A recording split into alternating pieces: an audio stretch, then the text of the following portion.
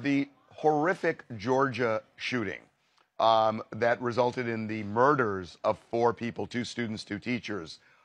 We now have some insights into what went on at the home of Colt Gray, the shooter. It really puts a light on his father, Colin, who has also been charged in the murders, or he's been charged with second-degree murder, as well as involuntary manslaughter. Right, and one of their neighbors tells us that Child Protective Services came out to the house multiple times because she called them after she says she witnessed horrific things that were being done by Colt's father and allegedly by Colt's mother as well, that they just had an incredibly toxic home life. This is Crystal Kiser, and she was just sentenced to 11 years in prison for the murder of a man who reportedly molested and trafficked her as a teen. Crystal Kiser met 34-year-old Randall Volar when she was 16 years old in 2018. They reportedly met online, and after they met, he began molesting her and trafficking her. For over a year, Volar filmed the essay of Crystal, who was a minor at the time. Crystal says that Volar continued to essay her and give her cash and gifts. And then he went on to make money by selling her to other men for sex. In February 2018, Volar was arrested on charges of SA, but he was released the same day. Crystal reportedly learned around that same time that Volar was essaying and trafficking several girls, most of whom appeared to be minors. About 4 months after that arrest, Crystal traveled from Milwaukee to Volar's home in Kenosha, Wisconsin. When arriving at his home, Crystal ended up shooting him twice in the head, then set fire to his house and left with his car. Crystal claims that she shot Volar in self-defense after he attempted to touch her.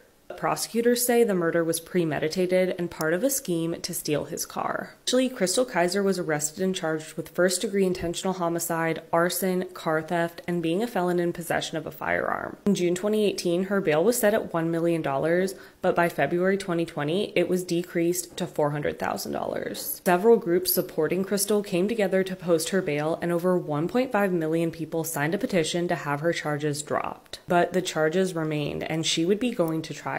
Crystal's defense argues that she was actually legally permitted to kill Randall Volar because he was sexually with her. According to the Associated Press, in 2022, Wisconsin's Supreme Court ruled that a 2008 state law that pardons trafficking victims of criminal liability against their trafficking includes first-degree homicide. However, the court said they needed evidence proving that the fatal shooting of Volar was directly correlated to Crystal being trafficked. So because of that, she was not exempt with this law, and she was being charged with murder. Crystal ended up taking a plea deal instead of risking life in prison if she went to trial and was convicted. She pleaded guilty to second-degree reckless homicide in May. And then last week, 24-year-old Crystal was sentenced to 11 years in prison with 5 years of extended supervision after her release. So she will be spending the next 11 years in prison. But many people believe she should never have been charged in the first place. Crystal Kiser has been sentenced to 11 years in jail for shooting 34-year-old Randall Volar when she was 17. As reported on the BBC, Volar had been filming a sexual abuse of Kiser for more than a year before he was killed. Kiser said she met Volar when she was 16 and that the man sexually assaulted her while giving her cash and gifts. She said he also made money by selling her to other men for sex. An investigation by the Washington Post found the authorities had evidence, including video, that Volar was abusing about a dozen girls, including Kiser, all of whom appeared to be underage. 4 months before Volar died, police arrested him on charges of sexual assault, but released him the same day. Police said that Kiser traveled from Milwaukee to Volar's home in Kenosha in June 2018 armed with a gun. She shot him twice in the head, set his house on fire, and took his car. Prosecutors said the killing was premeditated and part of a scheme to steal Kiser's car. Lawyers for Kiser argued that she acted in self-defense. An 18-year-old alleged sex trafficking victim who was convicted of killing her rapist has reportedly escaped custody. You may have heard Piper Lewis's name in headlines already. In 2021, she pled guilty to stabbing her rapist to death. She said she'd been sex trafficked multiple times between April and June 2020. In September 2022, Piper was sentenced to 5 years of probation at a residential facility, and she was ordered to pay $150,000 to the family of the man that she killed, which a lot of people weren't happy about. If she had completed those 5 years at the probation facility, her guilty plea would have been completely removed from her record. But she was seen walking out of the Des Moines, Iowa Women's Center that she was in on November 4th, and her GPS monitor was removed later that day. This means she's violated her probation and now faces 20 years in prison. Over the past 3 decades, at least 11 similar situations have led to convictions in 9 states. And it's fueled a debate over whether victims of sex trafficking belong in prisons. Let us know what you think in the comments, and we'll keep you posted on this developing story. Piper Lewis was a 15-year-old runaway when she was trafficked, leading to her killing on one of her abusers via stabbing. As reported by the New York Times, in May 2020, Mr. Brown left her at the apartment of Mr. Brooks, one of his acquaintances, who forced her to drink alcohol and use other intoxicants, and raped her when she was unconscious on 5 occasions. Mr. Brown forced her to return to Mr. Brooks' apartment later that month, and he intoxicated her and raped her again, she said. When she awoke and realized that he had raped her a second time, despite her pleas to stop, she grabbed a knife and attacked. She has since been sentenced to 5 years of probation without early release and ordered her to be placed at the Fresh Start Women's Center in Des Moines, a residential facility where she will wear a GPS tracking device, which the judge said was out of concern that she might fall back into the lifestyle that you thus far left. Judge Porter also ordered her to pay $150,000 in restitution to the family of the man she killed, and required her to perform 200 hours of community service each year for 3 years. Brecky Konkar, director of the Tulane Law School Domestic Violence Clinic, notes, "If a domestic violence victim is the one that dies, she becomes the victim. But if she fights back and she is the one that survives, then they are going to prosecute her." This can be seen in many cases of domestic violence, where when victims are sentenced to lengthy and punitive prison sentences as a result of miseducation of the general public.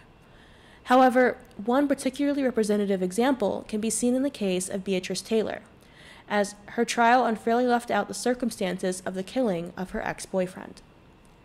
After calling police in regards to her foot, which her ex had stomped on and broken, police discovered that the man in question was dead inside her apartment, having been stabbed in the chest.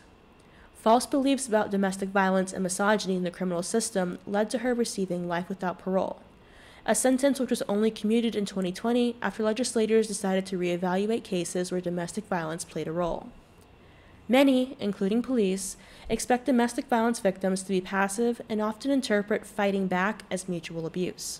They say their ex says that they were both abusive to each other. And this is a really common narrative that abusers use, but there is no such thing as mutual abuse. So this is from the National Domestic Violence Hotline, so the resource for DV, and it says mutual abuse is not real. Because technically then it wouldn't be abuse, right? Because abuse is about an imbalance of power and control. So what often happens because of the abuser's coercively controlling tactics, the victim is pushed to a point where they react to the abuse. This is also called reactive abuse, but I truly hate the term reactive abuse because of the word abuse that's in it. It makes you think that maybe you're also abusive, but it's really just you reacting to the abuse. I like to say maybe reactive rage, reactive anger, self-defense. If you push a kitten into a corner, they're going to have claws. In fact, if nobody yelled back or they didn't push back in any way towards their abuser, I would be more concerned for your mental health. So what happens is the abuser will push the victim to a point through their abusive tactics, and then the victim will lash out, and the abuser typically will stand back and be like, look at you, you're the problem, look at your reaction, you're just as toxic. And then they may also use this as ammunition. They go to their friends and family and say, look how awful this person is, I'm actually the victim. Because they don't see everything that's happening behind the scenes with the abuser pushing you to that point. I actually made a post about this. So in abuser's role, the person with more power, the abuser, uses tactics to maintain control. They're the ones perpetrating the abuse. Self-defense, reactive abuse, the person with less power, the victim, might fight back or defend themselves, but this doesn't make it mutual abuse. It's a desperate attempt to regain some semblance of autonomy and self-respect. Because abuse, by definition, is all about power dynamics. Abuse is about power and control. One person wields more power over the other, using harmful behavior to manipulate, harm, or dominate. It's an imbalance. The goal of an abuser is to dominate another person, to coerce another person. So by definition, an abuser is that one person trying to control and dominate another. And that's why mislabeling abuse as mutual, it takes two to tango, or they are both toxic, can prevent victims from seeking help, and it's literally not how abuse works. When a woman is upset, her emotional response is used to invalidate her complaints, as the calmer person is often viewed as more trustworthy. A belief that can lead to abusers getting away with it, while victims lose faith in police. This is especially true when police are called repeatedly, as a victim of domestic violence who calls the police several times can be viewed as a nuisance rather than a person in need of protection. As noted in the Louisiana Illuminator, in a visit by police prior to the murder, an officer responding to the call described Taylor as acting insane and characterized her boyfriend, Zukowski, as orderly in a police report on the incident. She was yelling while he calmly agreed to leave her apartment. This way of thinking was present in the Gabby Petito case, where, despite being called to the scene by a witness who saw Laundrie strike her, police treated him like the victim and merely separated the two for the night. The altercation was recorded as disorderly conduct instead of domestic abuse. No pictures were taken of her injuries, nor was the bystander's statement taken. The lie of mutual abuse, passive victims, and expectations of domestic violence victims to act rationally all lead to the escalation of violence, and in the aftermath, there is a gender divide in how it is viewed by the public and in courts. And of course, underlying it all is a bro code, wherein it is easier to sympathize with other men and to protect them from criticism than it is to view women as people. Have you ever wondered why men feel so inclined to defend an alleged rapist or assaulter? There are two speculated reasons for this behavior. A scientist by the name of Mark Van Vue, along with his colleagues, actually studied this in depth. This conceptualized behavior is actually referred to as the male warrior hypothesis. In his research, he studies the evolution of male behavior and its relation to outgroup biases, to which he theorizes that men respond more strongly to intergroup threats than their female counterparts. Simply put, men are more likely to exhibit bias towards an outgroup which does not share similar motives, values, or even political beliefs. On the other hand, they have this tribalistic mentality where they feel the inclination to defend the in-group if it is attacked. This sense of tribalism is problematic because it drives peaceful behaviors towards those who are similar and aggressive behaviors towards those who are different, and will even categorize them as threats. While this concept isn't exclusive to men, men are more sensitive to it. Furthermore, there are psychologists such as Moore and Sproul et al. Which propose alternative explanations for this behavior. John Moore asserts that men feel like there's some sort of witch hunt going on with these accusations, and he explains that they do this because they're afraid they may also be considered witches, and that they also do this because they feel uneasy about their tenuous position in society. Sproul adds on to this and states, and I quote, "Good men may defend the actions of other men who are wrong because they in some way relate to them or see themselves in their actions." So in sum, the two main reasons that good men may defend quote-unquote bad men is because they either feel like they may have done something similar and they're not sure if it constitutes as assault, and they essentially exhibit this self-protective bias, or they're more concerned with the tribe or the team regardless of whether or not they agree with their actions. Interesting. Take, for instance, how Judge Cowart continued to view Ted Bundy as worthy of respect, even in the aftermath of his trial, as he told him, "Take care of yourself, young man. I say that to you sincerely. It's a tragedy for this court to see such a total waste, I think, of humanity that I have experienced in this court. You're a bright young man. You'd have made a good lawyer. I'd have loved to see you practice in front of me, but you went another way, partner." Or how sexual assaults are commonly given low sentences because the perpetrator's future is viewed as more important than his victim's dignity, or his actions are viewed as excusable or understandable. In 2023, Italian judges acquitted a 66-year-old cleaner accused of groping a 17-year-old student because it lasted less than 10 seconds, and that assault was not a sign of sexual desire. In 2015, the Santa Clara County Superior Court judge, Aaron Persky, sentenced Brock Turner to 6 months in jail, 3 years of probation, and lifetime sex offender registration, saying that a longer prison term would have a severe impact on him, when the maximum sentence that Turner could have received was 14 years in prison. Class consciousness, as defined by Oxford Languages, refers to the awareness of one's place in a system of social class, especially in Marxist terms as it relates to the class struggle. It's how one finds commonalities and organizes in favor of one's interest. But whereas there exists class consciousness between those of a shared race, religion, or background, which are often challenged, the reality and pervasiveness of a male class consciousness is often left unexamined. This is due to the male perspective being considered the norm and the human. Thus, any attempt to center or examine the female experience is considered reactionary and inherently political. As Caroline Criado Perez notes in Invisible Women, Data Bias in a World Designed for Men, a man I briefly dated tried to win arguments with me by telling me I was blinded by ideology. I couldn't see the world objectively, he said, or rationally, because I was a feminist and I saw everything through feminist eyes. When I pointed out that this was true for him too, he identified as libertarian. He demurred. No, that was just objective common sense. De Beauvoir's absolute truth. For him, the way he saw the world was universal, while feminism, seeing the world from a female perspective, was niche, ideological. In Beatrice Taylor's case, the violent past of her ex-boyfriend was left out, including that he had been criminally charged 13 times and convicted of 5 crimes in Kentucky, including for an alleged assault on a spouse in 1993, general assault, drunk driving, and kidnapping.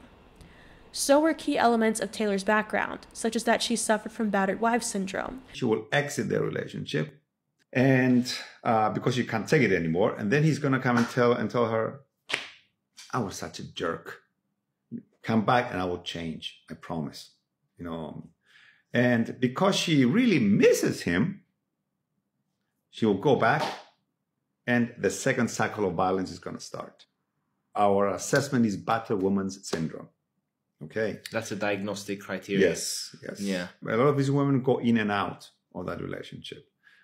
At some point, when she decides that, okay, this is it, I'm exiting, I'm not going back, when he realizes that she's not coming back, she's actually in danger.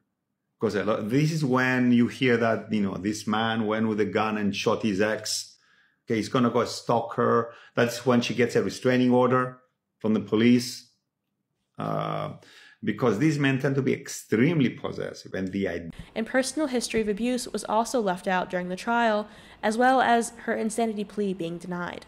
The jury was composed of 11 men and 1 woman, with the prosecution using several of its preemptive jury strikes to remove women from the jury pool.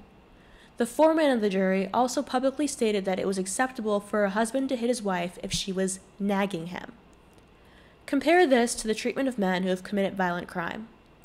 It is a long-standing belief that abuse begets abuse, and thus the men who commit awful acts of abuse on others are victims too. This perception leads to resistance in creating laws which take into account the circumstances of abuse or murder, and domestic violence in cases like Taylor's, Lewis, and Kaiser's. If we allow women to point to abuse as a reason for murder, then rapists and pedophiles will do the same. Well, the truth is that criminality occurs in men and women differently. As noted by Jonathan Strickland, more men than women commit violent crimes like homicide and aggravated assault, but women are more likely to commit non-violent crimes like prostitution. The women who are in jail are overwhelmingly victims of domestic violence, with evidence suggesting between 70% and 90% of incarcerated women have been physically, sexually, or emotionally abused as children or adults. An experience experts say frequently leads to their offending and criminalization. And once in the system, they're likely to return. A denial of the reality of gender relations and biological sex, as well as a misinterpretation of feminism, wherein women are now suspected of being potential abusers, has led to a growing number of domestic violence victims being misidentified by police as primary aggressors, and named as respondents on family violence intervention orders. The trend is yet to be fully explored in academic research, but a small study by the Women's Legal Service Victoria found that police were consistently misidentifying female victims of family violence as primary aggressors. A change in how female offenders are treated, with an understanding of the roles domestic and family violence play in criminality patterns, which for women tend to be nonviolent, and if not in defense, is sorely needed. There cannot be restorative justice in its entirety until we include women in the conversation, and until we deal with the fact that most often incarcerated women operate in the duality of both victim and perpetrator. Down in Louisiana, there's an organization called the Promise of Justice Initiative. We're very, very proud of the work that they do. We've been working with them to help to pass a bill called the Justice for Survivors Act. In Louisiana, and in other states as well, it is almost impossible for a woman who has been attacked, raped, harmed in any way, and fought her attacker back to be able to establish an affirmative defense. Unless your attacker was a total stranger to you, then the system says you deserved it, because what did you do to provoke him? Why didn't you leave? Why didn't you fight harder to get him away from you? You didn't have to kill him, no matter the threat that he was putting in your life. And it's estimated by the Promise of Justice Initiative that there are about 50 to 80 women who have been incarcerated for decades upon decades because they fought against their attacker and they won. And so if the Justice for Survivors Act passes, which we know it will not only provide a true self-defense for women who are experiencing interpersonal violence and intimate partner relationship violence, but it will also aid in granting new trials and parole eligibility for these women who have been incarcerated for fighting back. This doesn't mean giving free passes to every violent offender who claims an abusive background. Take, for instance, the rape trial of Giselle Pellico, where Mr. Pellico has recently asked for sympathy. As reported by the Daily Mail, one is not born a pervert, one becomes a pervert, Mr. Pellico said in his much-awaited testimony, telling judges, "I am a rapist, like everyone else in this courtroom. I recognize the facts in their totality." Mr. Pellico stood in the dock at the Vaucluse Criminal Court in Avignon as he faces trial alongside 50 other men, all accused of aggravated rape of his wife, Giselle Pellico, also 71, over a period of 10 years. He faces 20 years in prison if found guilty. Mr. Pellico, sometimes in tears, recounted being raped by a male nurse in a hospital when he was 9 years old, and then being forced to take part in a gang rape at age 14. He also spoke of the trauma endured when his parents took a young girl in the family, and witnessing his father's inappropriate behavior toward her. "My father used to do the same thing with a little girl," he said. "After my father's death, my father said that men used to come to our house. At 14, he said, he asked his mother if he could leave the house, but she didn't let me. I don't really want to talk about this. I am just ashamed of my father. In the end, I didn't do any better," he said. "I still have the smell of semen in my nose," he told the court, "but I still had a normal life. A wife, 3 wonderful children, several grandchildren, and I never touched any of them." However, if abuse is a predictor for becoming an abuser, then surely women would make up the majority of sexual offenders, considering that women make up the majority of sexual assault victims. Women who have been sexually assaulted often use their own experiences as inspiration to help others.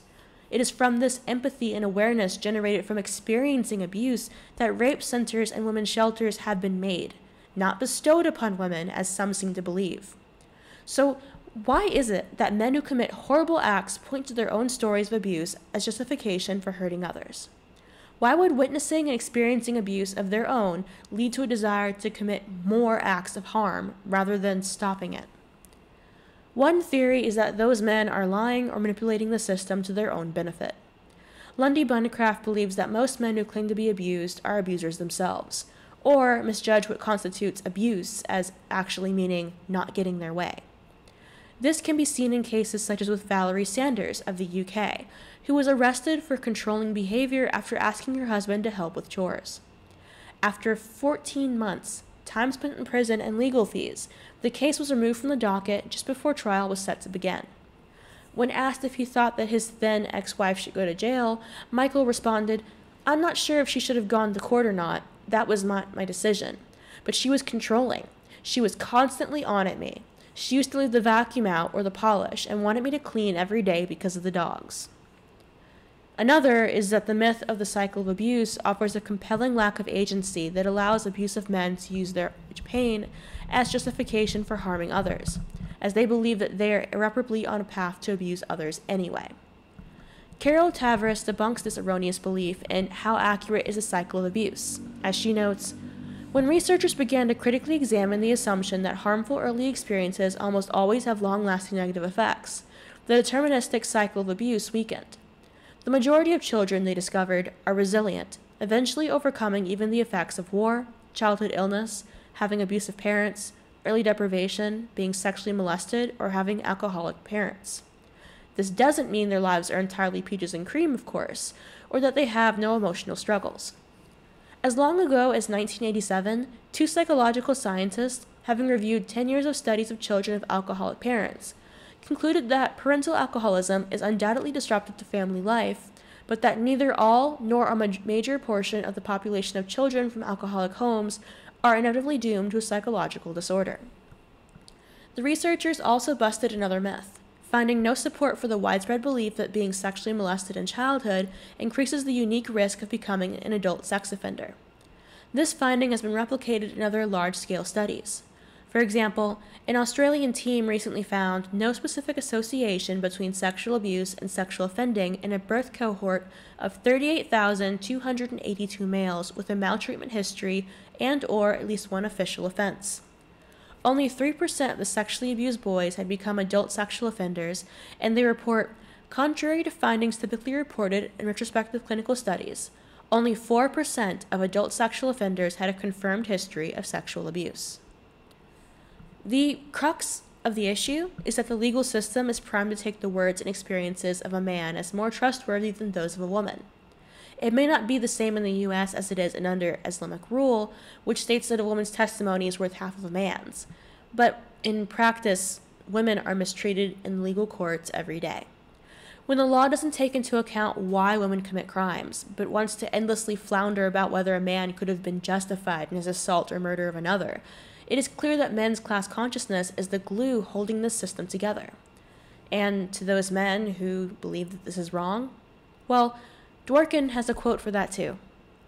Men come to me or to other feminists and say, "What you're saying about men isn't true. It isn't true of me. I don't feel that way. I'm opposed to all of this." And I say, don't tell me. Tell the pornographers. Tell the pimps. Tell the war makers. Tell the rape apologists and the rape celebrationists and the pro-rape ideologues. Tell the novelists who think that rape is wonderful. Tell Larry Flint. Tell Hugh Hefner. There's no point in telling me. I'm only a woman. There's nothing I can do about it. These men presume to speak for you. They're in the public arena saying that they represent you. If they don't, then you had better let them know. This, dear viewers, is where we part. So there was a school shooting in Georgia, and it's actually at the high school that one of my cousins went to high school at. Thankfully, they have long since graduated, and they were not there during that time, and I'm very thankful for that. But it still hit very close to home that it happened in my state, in a place that I'd been to, where a person who I grew up with had gone to school. And yet, in the aftermath of it, I'm looking at coverage of this experience, and I've noticed there's always this excuse offered up, as if having a hard home life, or being unable to have a girlfriend, or being lonely, or justifications, or decent enough reasons for committing these crimes. And part of it is, when I put this out in the news cycle, you are giving sympathetic coverage that can lead other people to commit copycat crimes. I understand why a lot of people try to resist having manifestos released on the internet. I think that they're important to analyze, but I get why, because a lot of people do copy. They say, oh, I want to go down and be notorious for this. I'll be famous. Or, you know, in death, the Columbine shooters have a whole host of female fangirls who are just so into these awful, awful people. And I think that the way that it's covered, and in practice, yeah, the shooter will probably go to jail for a long time, if not life, and he's not getting out.